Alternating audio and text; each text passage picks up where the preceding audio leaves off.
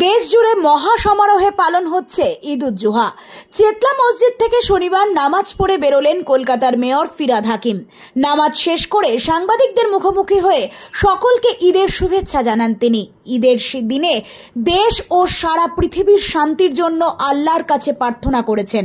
প্যালেস্টাইনের শান্তি ফিরুক, শিশুদের যেভাবে হত্যা করা হচ্ছে তা বন্ধ হোক, পৃথিবীতে যেখানে যত অশান্তি হচ্ছে সেখানে শান্তি ফিরুক, ভারতেও শান্তি ফিরুক, ভারতের দিকে যাতে কেউ রক্তচক্ষু নিয়ে তাকাতে না পারে সেই জন্য আল্লাহর কাছে প্রার্থনা করেছেন তিনি। বাংলায় ডিভাইড অ্যান্ড রুল হয় না, চেতলার নামাজ শেষে জানান মেয়র। সবাইকে, সারা দেশবাসীকে ঈদের দিনে আমরা সারা পৃথিবীর শান্তির জন্য আল্লাহর কাছে দোয়া চাইলাম, যাতে প্যালেস্টাইনে শান্তি হয়, শিশুদের যেভাবে হত্যা আছে যাতে বন্ধ হয় সেই জন্য দোয়া চাইলাম। পৃথিবীতে যেখানে যে অশান্তি হচ্ছে সেগুলো যাতে বন্ধ হয়, সব মানুষ যাতে একসাথে আনন্দের সাথে থাকতে পারে তার জন্য দোয়া চাইলাম। আমাদের দেশ ভারতবর্ষ যাতে শান্তিতে থাকতে পারে, যাতে কেউ আমাদের ভারতের দিকে রক্তচক্ষু নিয়ে না তাকাতে পারে তার জন্য আল্লাহর কাছে দোয়া চাই।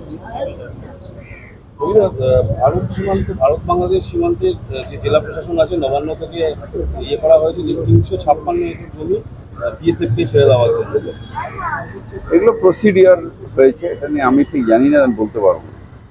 এটা প্রসিডিওর, যে প্রসিডিওর হয়তো বিএসএফ চেয়েছে দিয়েছে, আমি এটা নিয়ে জানি না। আচ্ছা, আবার 20 তারিখে 20 জন প্রধানমন্ত্রী আসার কথা, ঘন ঘন প্রধানমন্ত্রী অমিত শাহ আসা 26 টার্গেট হলেও কিছু যায় আসে না। আপকি বার 200 পার হয়ে গেছিল পকার পার 2021-এ।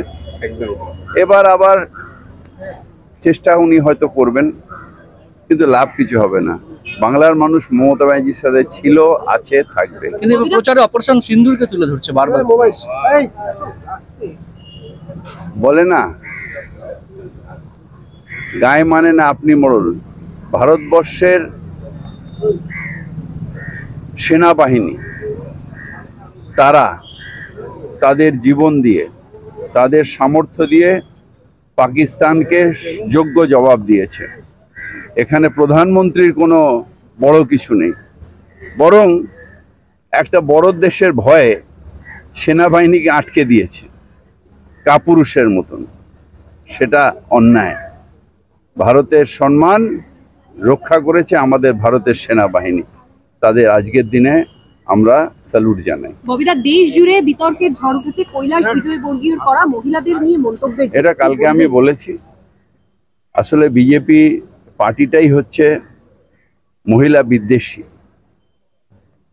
স্বাধীনতা, নারী স্বাধীনতা মানে না। আজকে তুমি এই পড়ো না, কালকে ওই পড়ো না, ওই খেও না, এটা ভারতবর্ষের নয়। স্বাধীন ভারতবর্ষের প্রত্যেকটা মানুষ স্বাধীন, তারা যা ইচ্ছে পড়বে, যা ইচ্ছে খাবে, নিজের রুচিতে খাবে, নিজের রুচিতে পড়বে। এটা নিয়ে কোনো বিজেপি নেতার ডিকটেট ভারতবর্ষের মানুষ শুনবে না, মহিলারা তো শুনবেই না।